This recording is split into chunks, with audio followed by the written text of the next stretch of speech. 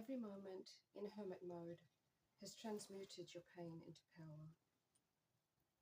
After everything that you've been through, after these difficult times, you felt the need to be alone.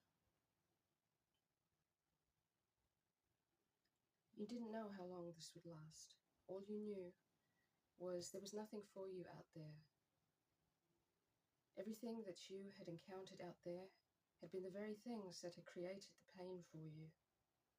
And this wasn't a cynical thing. This was a self-protection thing. This was a safety thing. Your system had received so much input, so much noise, that it created so much difficulty, so much pain. Those that you thought would back you up.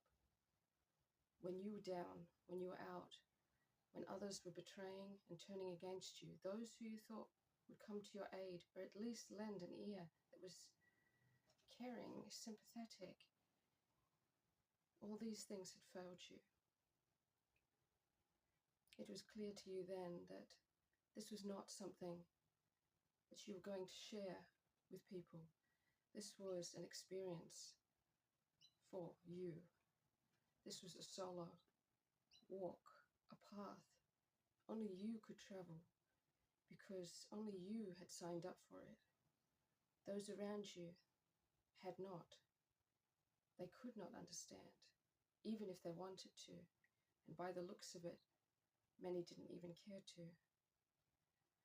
So you hid yourself away for a time. You reduced contact with the outside world. You turned inwards. Introspection became your friend.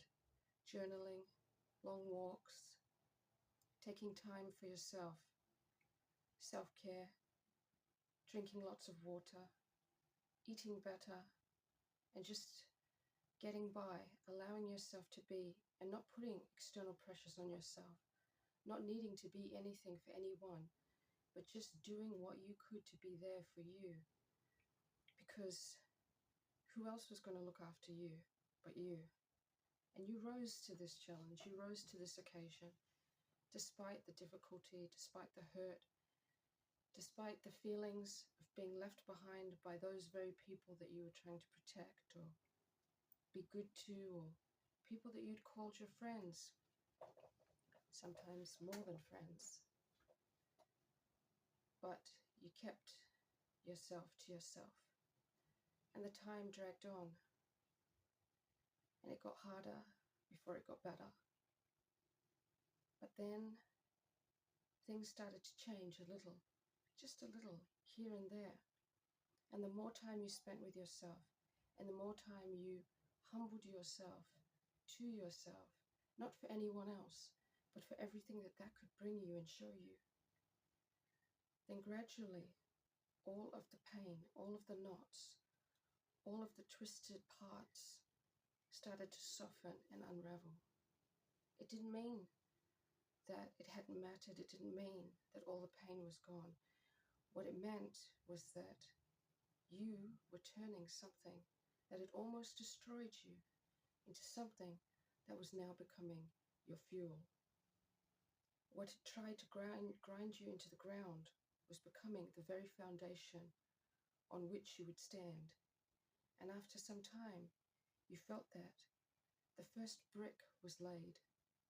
The first brick of the challenge that had been turned into strength was placed before you, and you stepped onto it. And you sighed a breath of relief, because for the first time you had shown yourself exactly what was possible. With all that you had been through, you showed yourself that all of this mess could be turned into something of great value that would propel you forward into the direction that you are now heading. The scales started to tip in a different direction, and all of this silence and aloneness didn't anymore seem like ostracizing. It didn't anymore seem like you're being hidden away from the world when you didn't deserve it. It felt like your crucible. It felt like your cooking pot.